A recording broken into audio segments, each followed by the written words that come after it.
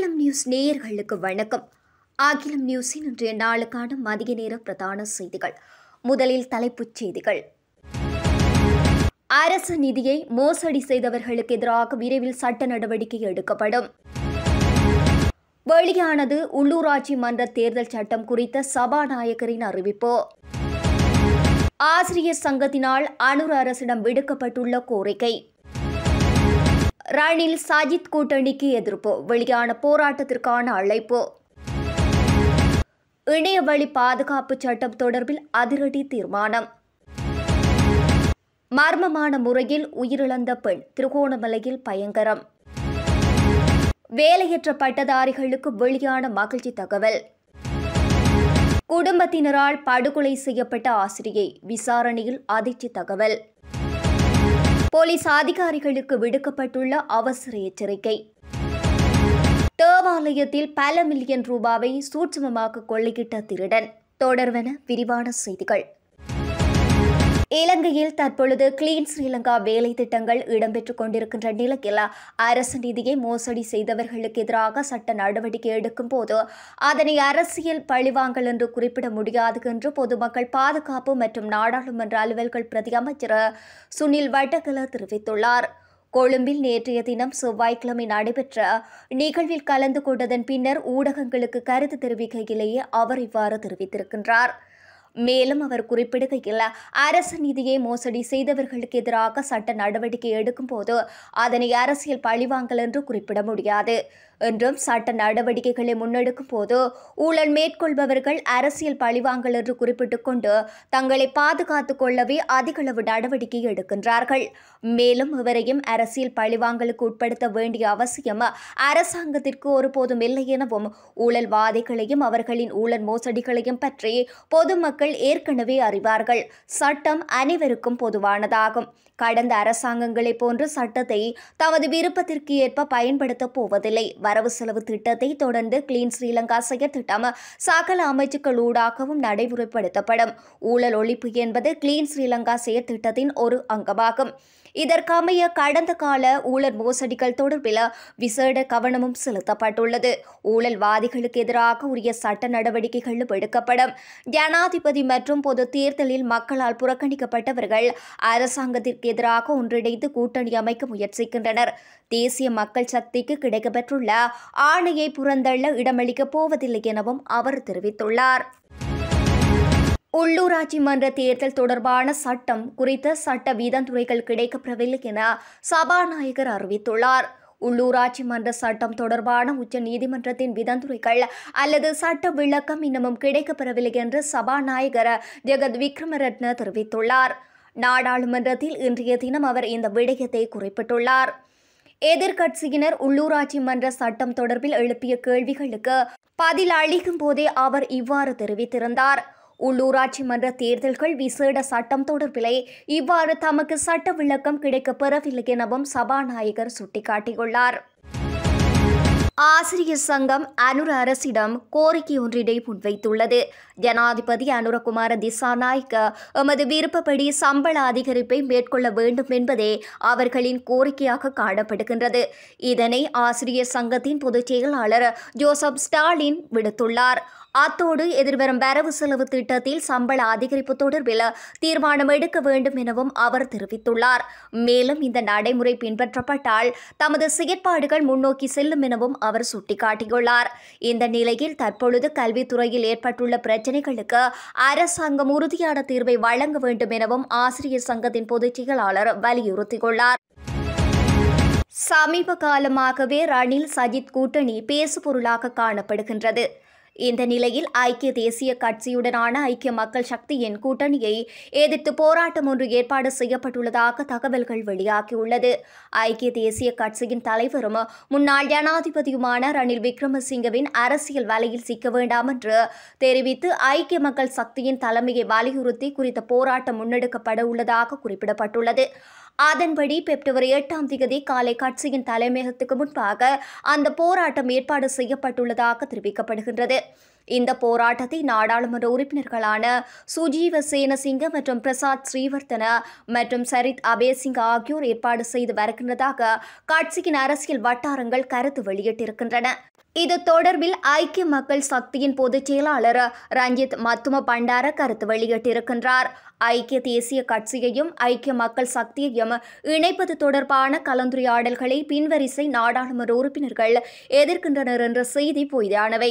இந்த கலந்துரையாடல்களை வெற்றிகரமாக நடத்துவதற்கு ஐக்கிய மக்கள் சக்தியின் பின்வரிசை நாடாளுமன்ற உறுப்பினர்கள் முழு ஆதரவும் கிடைக்கும் என்றும் இரு கட்சிகளிலும் காணப்படுகின்ற மிகச்சிறிய குழுவினர் மட்டுமே தங்கள் குறுகிய நலன்களுக்காக இரு கட்சிகளும் இணைவதை விரும்பவில்லை. அந்த குழுவின் எதிர்ப்பையும் மீறி நாட்டின் நலனுக்காக இரு கட்சிகளும் இணைவார்கள் என அவர் மேலும் தெரிவித்தார். இணையவழி பாதுகாப்பு சட்டத்தில் பல புதிய திருத்தங்களை கொண்டு வருவதற்கு தற்போதைய அரசாங்கம் தீர்மானித்துள்ளதாக சட்டமா அதிபர் உயர்நீதிமன்றக்கு அறியப்படுத்தியுள்ளார். குறித்த சட்டம் நிறைவேற்றப்பட்ட விதம் சட்டத்திற்கு முரணானது என உத்தரவிடக் கோரி தாக்கல் செய்யப்பட்டுள்ள 4 அடிப்படை உரிமை மனுக்கள் இன்று விசாரணைக்கு எடுத்துக் கொள்ளப்பட்டன. இதன்போது சட்டமா அதிபர் சார்பில் முன்னிலையான மன்றாடியார் நாயகம் விராஜ் தயாரத்ன இதனை மன்றுக்கு அறிவித்தார். திருகோணமலையில் மர்மமான முறையில் பெண் ஒருவர் உயிரிழந்துள்ளார். திருகோணமலை அக்போபுர பகுதியில் உள்ள வீட்டில் தனியாக வசித்து வந்த பெண் ஒருவரே இவ்வாறு உயிரிழந்துள்ளார். சந்தேகத்திற்கிடமான முறையில் இறந்து கிடந்ததாக நேற்று கிடைத்த முறைப்பாட்டை தொடர்ந்து அக்போபுர போலீசார் விசாரணைகளை ஆரம்பித்தனர். அதற்கமைய உயிரிழந்தவர் 60 வயதுடைய பெண் என அடையாளம் காணப்பட்டுள்ளதாக போலீசார் குறிப்பிட்டுள்ளனர். சடலம் குறித்து நீதவான் விசாரணைகள் நடத்தப்பட்டு பிரேத பரிசோதனைக்காக கந்தளாய் மருத்துவமனை பிணவரையில் வைக்கப்பட்டுள்ளது. சம்பவம் குறித்து அக்போபுர போலீசார் மேலதிக விசாரணைகளையும் மேற்கொண்டு வருகின்றார்கள். அரசு துறையில் 35,000 வேலையற்ற பட்டதாரிகளை நியமிக்க திட்டமிட்டுள்ளதாக துணை அமைச்சர் எரங்க குணசேகர அறிவித்தார். இந்த மாத இறுதியில் நாடாளுமன்றத்தில் சமர்ப்பிக்கப்பட உள்ள 2025 வரவு செலவு திட்டத்தில் இந்த திட்டம் சேர்க்கப்படும் என அவர் கூறியுள்ளார். இலங்கையில் வருடாந்த அரச பல்கலைக்கழகங்களில் இருந்து வெளியேறும் பட்டதாரிகள் அரசு வேலைவாய்ப்பை நம்பியே இருக்கின்றார்கள். இவர்களின் எதிர்பார்ப்புக்கு ஏற்ப அரசால் வேலைவாய்ப்பை வழங்க முடியாதுள்ளது என்பதே உண்மையாகும். அண்மையில் கூட யாழ்ப்பாணம் வருகை தந்த ஜனாதிபதி அனுரகுமார திசாநாயக்கவிடம் வேலைவாய்ப்பு வழங்க கோரி பட்டதாரிகள் ஆர்ப்பாட்டம் நடத்த முயன்றமையும் குறிப்பிடத்தக்கது.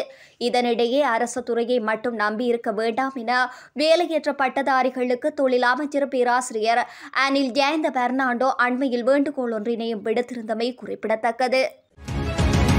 மாத்தறை கம்புருப்பிட்டியவில் குடும்பத்தினரால் படுகொலை செய்யப்பட்ட ஆசிரியர் தொடர்பாக நடத்தப்பட்ட விசாரணைகளில் மேலும் பல தகவல்கள் வெளியாகியுள்ளன. குறித்த ஆசிரியையின் கொலை அவரது 33வது பிறந்த நாளில் கொலை செய்யப்பட்டமை தொடர்பில் போலீசாரின் விசேட அவதானம் செலுத்தப்பட்டுள்ளது. கொலை செய்யப்பட்ட பெண்ணின் தாயும் சகோதரனும் இந்த கொலை தொடர்பில் சந்தேகத்தின் பேருக்கு கைது செய்யப்பட்டனர்.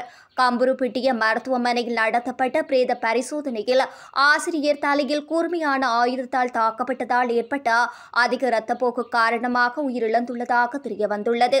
சம்பவம் நடந்த இடத்தில் இரத்த கரை படிந்த இரும்பு சுத்தியல் மற்றும் கத்திகள் கண்டெடுக்கப்பட்டன.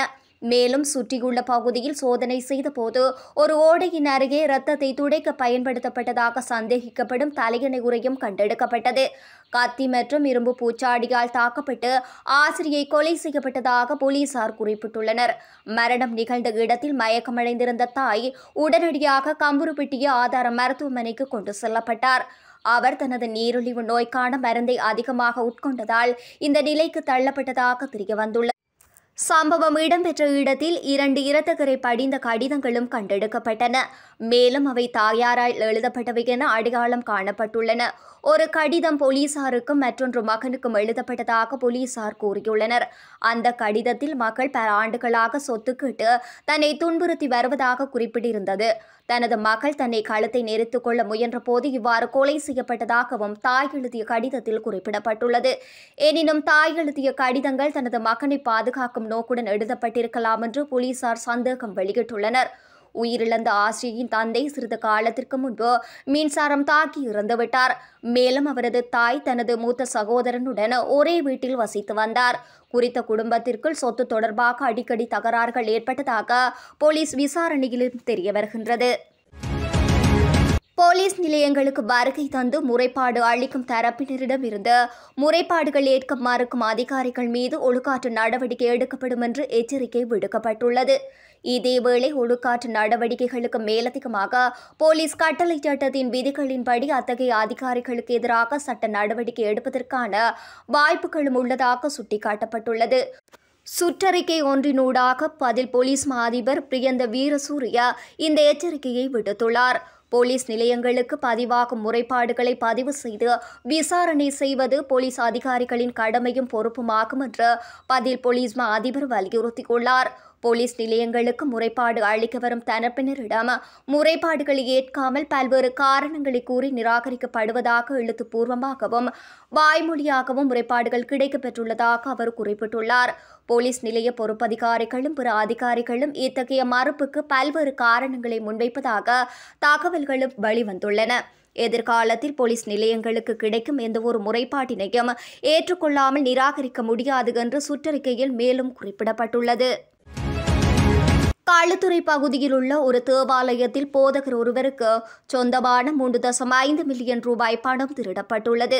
அதில் அமெரிக்க டாலர்கள், ஸ்ட்ரேலிங் பவுண்ட், யூரோ மற்றும் கனேடிய டாலர்களும் காணப்பட்டதாக கிடைத்த முறைப்பாட்டை தொடர்ந்து களுத்துறை தெற்கு போலீசார் விசாரணையை முன்னெடுத்துள்ளனர்.